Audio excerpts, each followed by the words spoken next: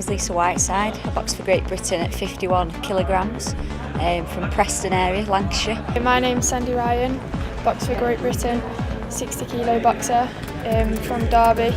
I used to play football first, so I've always been sporty, and then watching my older brother on his first debut, I just went to the gym with him, and I carried on ever since. I actually medalled at the Worlds and the Europeans whilst being full-time police officer. So I used to box at 57 kilograms, went to the Europeans, missed out on a gold by a point, then went to the Worlds, which was the last qualifier for the last Olympics. So I then had to build myself up for them tournaments like a full-time athlete whilst working shifts. So like if I worked a night shift, I'd come home, I'd do my run before I go to bed, and then I'd get up and then I'd go training. And yeah, it was hard to work out your eating habits and things like that as well, so it was difficult at times, shattering as well, but I did it and I enjoyed it back then. So I went away with the girls from GB to the Worlds 2012, which was the Olympic qualifier.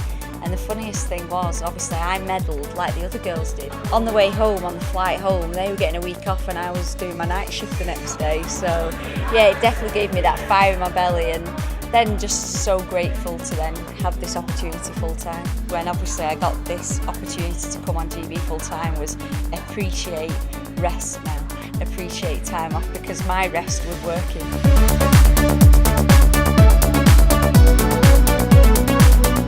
Sometimes you take things for granted, so when we've got a big setup here, you just take it with both hands and you use everything you can. You know, when we have countries come over here for training camps, I think they're wowed by our facilities and what we have. And you know, we've got the best coaches in the world. The team that come with us and help us is phenomenal. You know, you've got the psychologists, the physios, the nutritionists, obviously all the coaches. So it's just a great setup, and it's just to make it as easy as they can for you.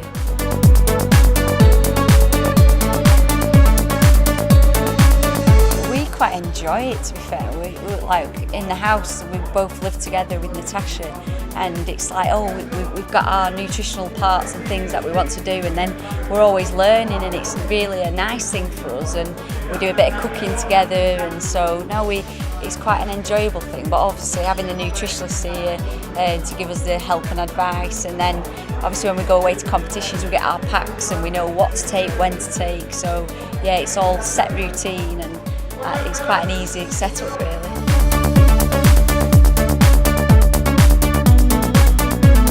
If we've got 2 or 3 weeks in between the Worlds and the Olympics, I don't think it's going to be a problem. I think it's beneficial in a way, because we're going to be on top form, obviously for the qualification events, to then just peak and continue and stay super fit and just build on it ready for the Olympics. You've always got to have that time where you peak and you're at your utmost, but then I think for fitness wise, I think it's good just to stay there and stay super fit and just keep progressing on from there.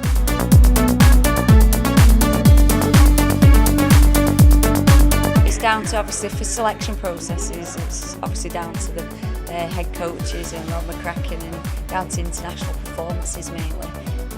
I would absolutely love a box off Winifred Adams, because it should have happened at the ABAs but unfortunately didn't. So yeah, that's something I would actually like to occur. If it happens, is another story. You always want to be the best, don't you, and get that gold, and I think you've got to think of you winning that. If you think anything less, then you're going to do less, aren't you? So you've got to have some confidence. I think you've got to have that ultimate goal. I mean, you've got to wish for the best and want the best, because that's then going to drive you. And then, you know, if you then not settled, but you then got something else, you'd still be so chuffed with that achievement. But it's like, obviously me and Sam came away from the Worlds with silver.